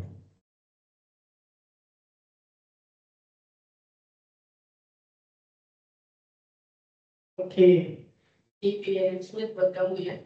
Walaupun kamu nggak suka, tapi kamu lulus ya. Itu berarti alhamdulillah. Karena beruntung atau memang kamu sebenarnya suka, cuma belum belum terlihat aja gitu. Pertanyaan menarik ya, karena memang life after graduation itu tentunya tinggi. Semua orang di sini pasti punya pilihan. Alhamdulillah kamu punya pilihan, orang tua kamu untuk S2. Tapi coba dipertanyakan lagi. Sekarang akhirnya saya ketemu banyak anak S2 yang justru lebih sulit nyari kerja dibandingkan anak S1. Ini real di lapangannya. Kayak saya oprek tuh semuanya S2, tapi ternyata kualifikasinya kurang. Sehingga saya pilihnya S1. Nah, ini harus dipertanyakan dulu kalau kalian S2. Ini saran saya, karena saya orang industri. Nanti beda lagi kalau Bu dosen yang S2 gitu. Karena ulang kali saya di industri, karena saya di industri lihat gitu. Karena ada gap biasanya, mereka nggak tahu industri, mereka pengen masuk industri, gitu. Kecuali kalian pengen jadi dosen, jadi pengajar, atau pengen jadi sesuatu yang berkaitan kan, itu yang namanya titel akademik, ya, itu oke. Atau S2 kalian memang kalian progreskan, misal punya perusahaan orang tua kamu di industri misal, terus mau mencari masalah di industri orang tua kamu punya biologi, kamu buka dari industri, itu oke, go ahead. Kenapa? Karena udah jelas sih mau ngapain. Jadi saya nggak tahu preferensi kamu, mungkin keluarga punya industri gitu. Kedua, kalau kamu pengen ke forensik tadi ya, jadi polisi forensik ya. Polisi forensik itu butuh benar-benar orang yang tekun ke arah sana dan kemampuan betul-betul agile sih. Bukan, saya bilang bukan pintar kayak, tapi lebih ke kalian tekun aja. Makanya kami mau nggak menekuni itu yang benar-benar sampai sesuatu kan 24 jam, misal selama 2 tahun gitu ya, belajar itu. Nah itu harus dipertanyakan lagi gitu ya. Ketiga, pengen usaha tadi ya, usaha apa? Kambing atau usaha lain-lain. Bagus, cuman saya sering bilang, meskipun saya pengusaha, saya sering bilang ke teman-teman saya yang pengusaha, tunggu dulu, jangan Anda lihat saya kayaknya enak-enak aja, saya nggak pernah cerita aja masalah saya. Jadi pengusaha tuh harus disiapin mentalnya dulu. Nah, udah punya mental belum? Kalau misal ditipu orang, kayak saya tadi, saya ditipu miliaran sama orang, siap nggak? Apakah nanti dendam jatuhnya? Ya, janganlah ya. Kalau kita pikirnya adalah gimana kita punya mental yang kuat dulu gitu untuk nyampe jadi pengusaha. Yang kedua, bicara modal. Kalau pengusaha itu modalnya itu tadi apa punya modal finansial, punya modal jaringan. Jadi modal di pengusaha itu banyak banget jaringan, modal di uang gitu ya. Kemudian modal knowledge.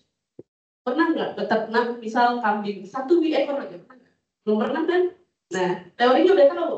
Nyari duit itu banyak banget. Nanti begitu usaha kambing cuma ngasih makan daun, daunnya salah aja, mati.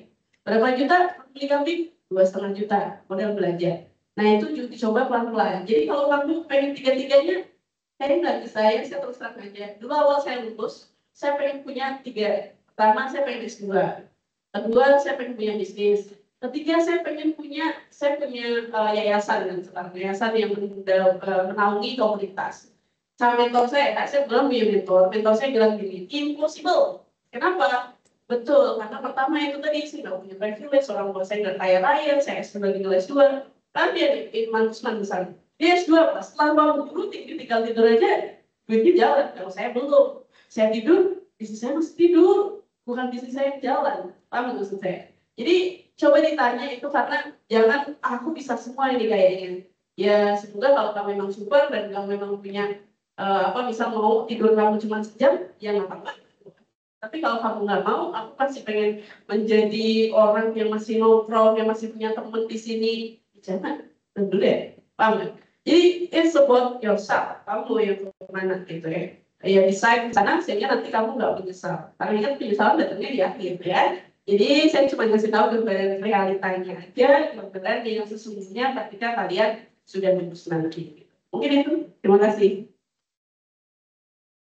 Jadi, terima kasih atas jawabannya. Mungkin karena memang waktunya terbatas ya, apabila dari teman-teman calon wisudawan masih ada yang ingin bertanya kepada narasumber kita hari ini, mungkin nanti bisa berkontak langsung, begitu. Tadi kan sudah ada salah satu pesannya untuk tetap saling berkoneksi, begitu ya. Jadi mungkin nanti bisa menghubungi secara pribadi untuk pertanyaan yang lebih lanjut.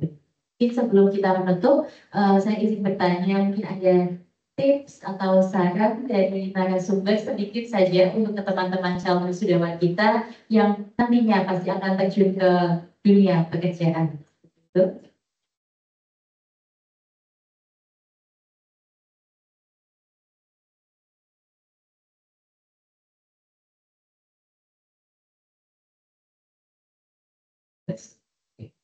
Saya punya kalimat yang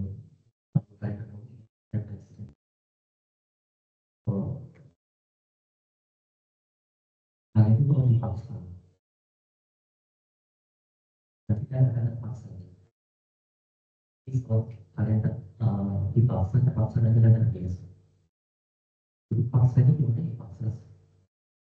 Dan kalian kemudian masih muda, bukan semuanya fokuskan kalian itu caranya memang paksakan diri kalian untuk sana sibuk untuk menawarkan kita. Karena kebanyakan orang aku banyak kegiatan, banyak scroll medsos itu bikin waktu habis kebuang, itu banyak banget. Hobi belanja, awalnya pengen belanja malah nonton video orang lagi live, kayak gitu. Nah itu kan paksa kalian harus fokus untuk karya-karya hati mentor kamu.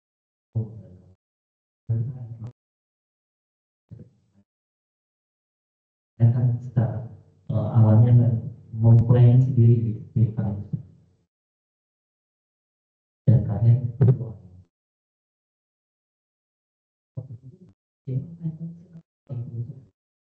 Yang paling orang-orang berdoa paling enak itu berdoa itu tadi teman itu datang kesiapan bertemu dengan waktu yang pas. Nanti kamu sudah siap dulu. Kebetulan itu tidak, misalkan kamu tiba-tiba dapat 5 juta di jalan, perlu siapan dulu nggak? Perlu kan? Perlu kesiapan untuk jalan di tengah jalan kita kan gitu. Ya kayak gitu. Jadi kamu pengen dapat nyari apa uang 1.000 di pinggir jalan saja kan, kamu harus import dulu jalan di tengah jalan, di jalan keluar dulu dari rumah, harus siap dulu. Soalnya ada kesiapan yang bertemu dengan waktu yang tepat, kado kamu dikabulkan. Terima kasih.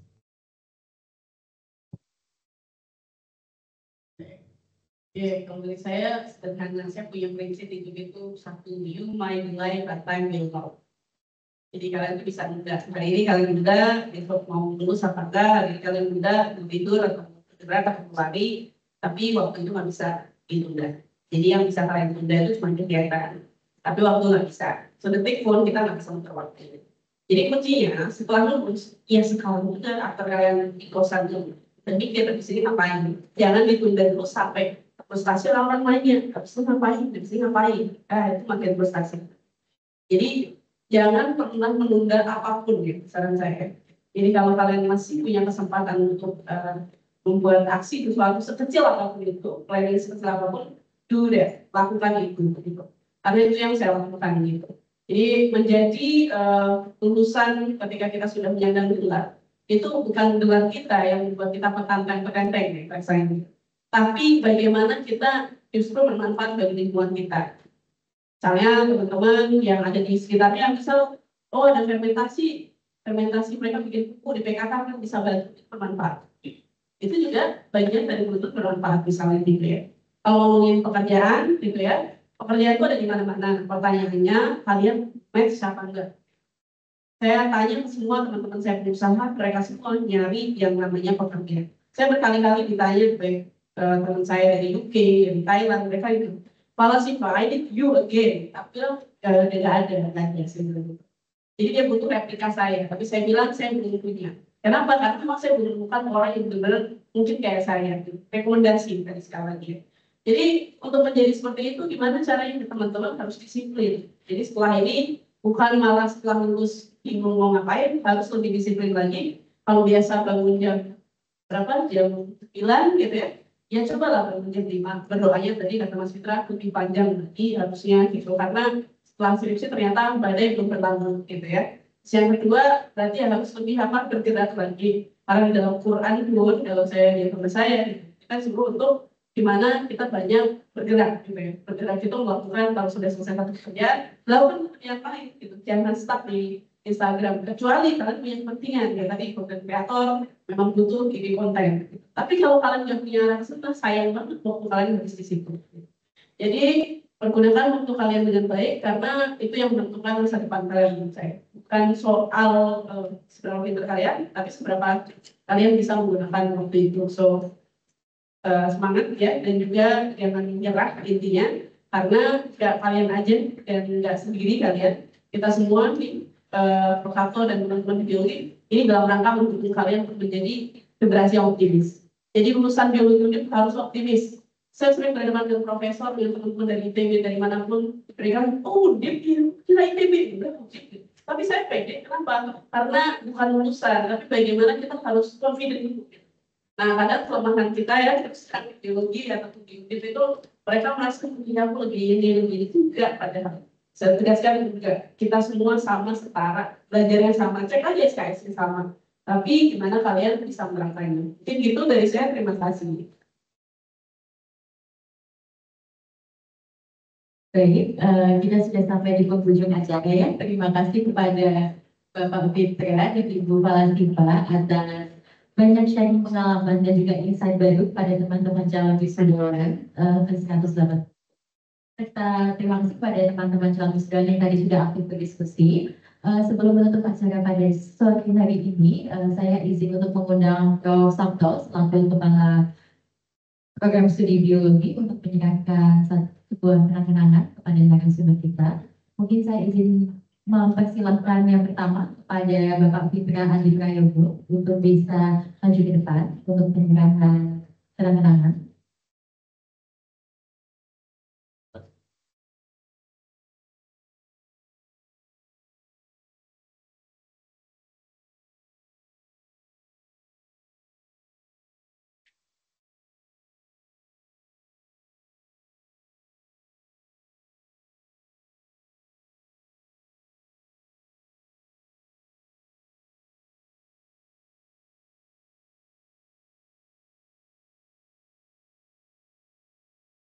Baik, terima kasih pada Bapak Fitra. Selanjutnya kepada narasumber kedua, Bapak Latifah, kami silakan.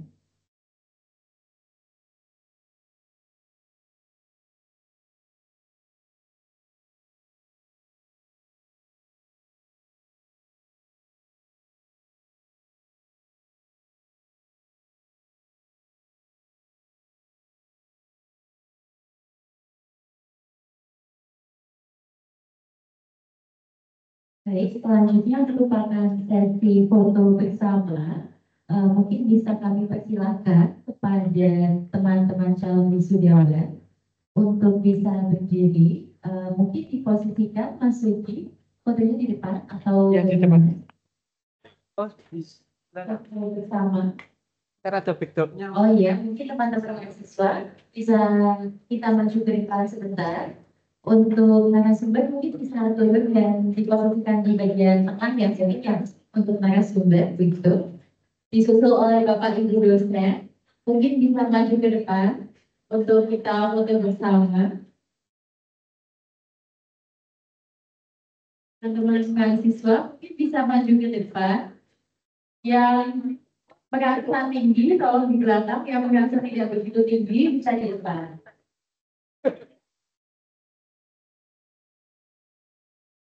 Mungkin narasumber bisa di tengah ya teman-teman ya. Nah, teman-teman mahasiswa mungkin bisa di samping-samping. Narasumbernya mungkin bisa diposisikan di tengah.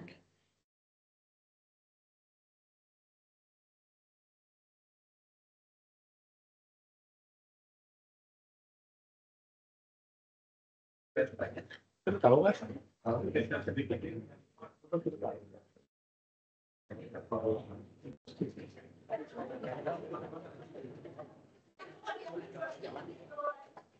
Mas tahu.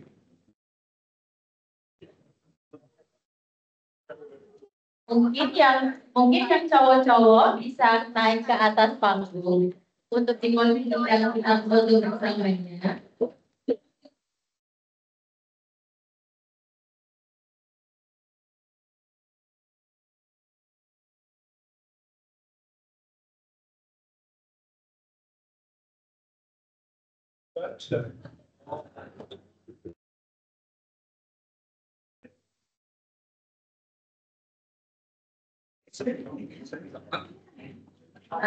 Kita foto bersama. Mungkin bisa dibantu hitung ya Mas Suki ya.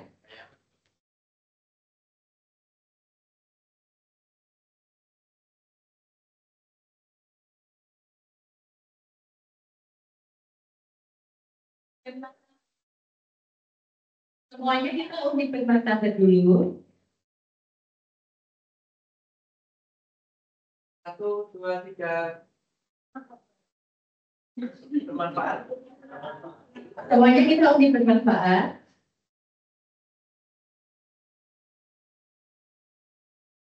Terakhir kita unik jaya ya teman-teman.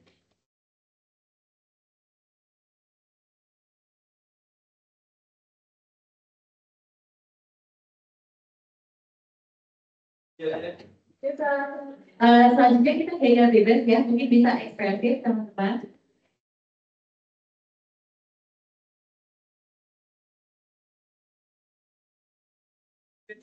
Jaya. Oh kita akan membuat video nanti kita mungkin gimana? Jaya. Oh tim Jaya gitu ya.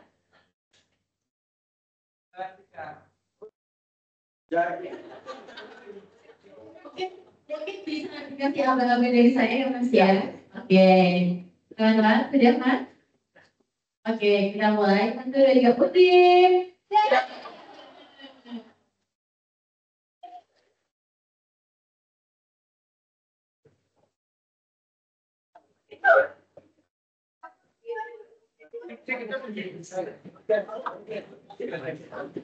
Baik, terima kasih pada teman-teman mahasiswa. Mungkin bisa kembali ke tempat masing-masing terlebih dahulu.